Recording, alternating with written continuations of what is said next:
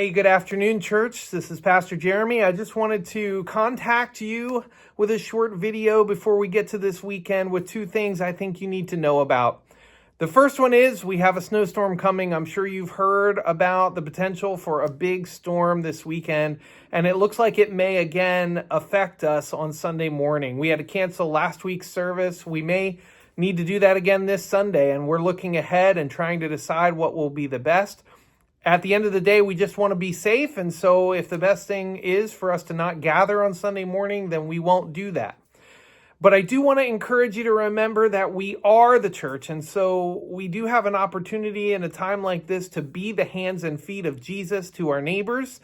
And if you have neighbors around you that need help with shoveling or help with food or any other kind of need, you do have the opportunity to be the hands and feet of Jesus and to be the church out in the world. And so I want to encourage you with that. If we don't gather together on Sunday morning, I'm going to try and produce some content online that you can use on Sunday morning. And there are lots of other great church services available online as well that we can point you to. But I don't want you to feel like you have to be here in the building in order to be the church. So just remember that for this weekend and seek the Lord while he may be found. And he may be found anytime we seek him, right? Seek first the kingdom of God and his righteousness, and everything else will be added to you as well in Matthew 6:33. And the other thing I wanted to talk to you about today is that I think I made a little bit of a mistake. And so I wanted to bring that to you and ask for forgiveness in that and also reframe things a little bit. We've been talking about the Vital Church survey summary. It's been sent out a couple of times via email this week. We're also mailing it out to you. A physical copy should be in your mailbox at the end of this week so that if we don't gather together on Sunday, you have it. You're able to look at it. You're able to hold it in your hands. You can make notes on it. You can do whatever you'd like.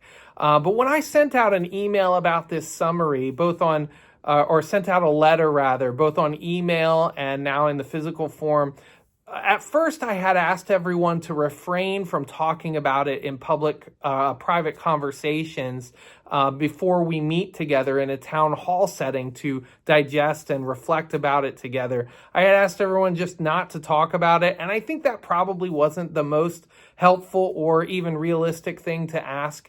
What I think would be better after I've gotten some input from other people is if we just remember as we process these things, if we're talking to our friends about them or people in the church or even outside the church, if we're talking about them, that we do it in a way that's healthy and helpful for the church and leans into God's purpose for this exercise and his future that he wants for the church.